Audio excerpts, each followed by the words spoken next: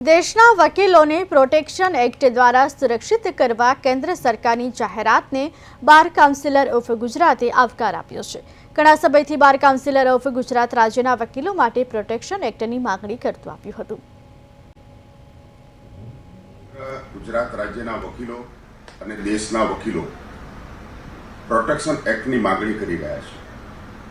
Bar council of ગુજરાતે પણ bar council of India સમક્ષ સમગ્ર ગુજરાતના અને દેશના વકીલોને પ્રોટેક્શન એક્ટ નીચે સુરક્ષિત કરવામાં આવે એની માંગણી વારંવાર કરતા રહ્યા છે।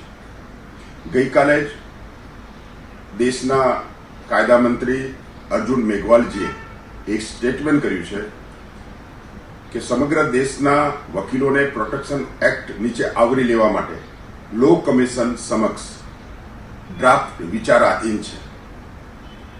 આનો બીજો અર્થ એ થયો કે કેન્દ્ર સરકાર સમગ્ર દેશના વકીલોને પ્રોટેક્શન એક્ટ આપવા બાબતે આગળ વધી રહી છે। હું સમગ્ર ગુજરાત રાજ્યના વકીલો, bar council of Gujarat, bar council of India વતી સેન્ટ્રલ ગવર્મેન્ટનો આભાર